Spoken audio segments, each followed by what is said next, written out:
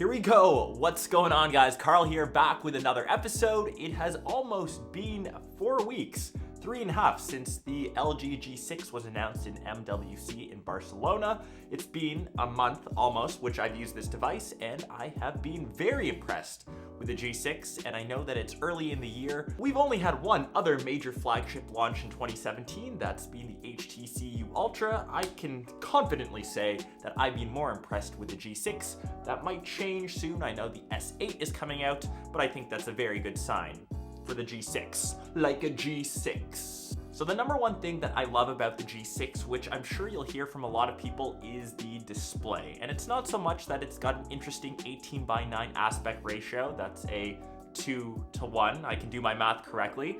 It does give you a few extra perks of giving you a bit more screen real estate up top. You can notice that, say, when you're in the camera/photo stream, you can see the carousel of photos that you've just taken. You don't really notice it too much, but you do see those black bands on either side when you are watching any sort of content, which is usually what we see on normal 16:9 aspect ratio devices. You kind of get used to that as time goes on. What I've actually been most impressed with is the brightness and clarity, how good this display looks. It's usually the first thing that you notice on a device. 600 nits, which for any of you non-geeky people out there, this thing is super bright, especially when you're outside in daylight. You have no problem seeing what's on the device. And the little things do matter, which I really like for some weird reason, is the curved display edges. And it's just a bit different from practically every other device that I've used to date. And I like those little differences because I am kind of super OCD and will notice those things. Maybe most of you might not, but you kind of get what I'm saying if you do. Nice little touch, LG. The second thing which I'm fond of is the design. And I feel this year around LG went back to the basics. They kind of went away from that giant wrist modular design from last year, the G5, and they kind of just built a phone that was beautiful, that works, and just feels good to use. It's got glass on both sides, wrapped in aluminum, feels very premium, and they've managed to compact a 5.7-inch display.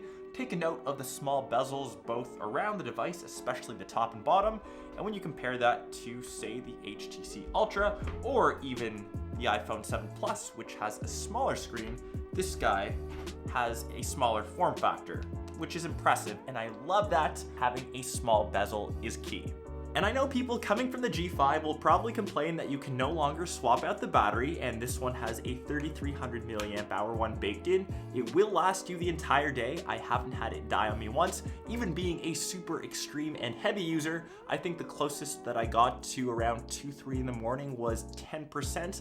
I'm sure this will die as you use the phone more and more. You'll just have to remember this probably has to be charged every night when you go to bed, which is what most people do anyways, so not to worry on the battery end. And the third feature which I love is the dual camera on the back, which isn't anything too revolutionary. It carries over from last year. We now just have two 13 megapixel sensors, both on the ultra wide angle and the other on the regular focal range, which gives it more versatility, and you don't notice that muddiness and that lack in quality that you saw last year. Even though I really love ultra wide angle focal ranges, I find them way more useful than, say, the iPhone 7 Plus with the portrait lens. And that's honestly personal preference. I kind of like that GoPro-ish super wide angle look, and that really complements most of the photos that I end up taking with my phone anyways, usually of landscape, and now I don't have to get as far away to get everything in the shot.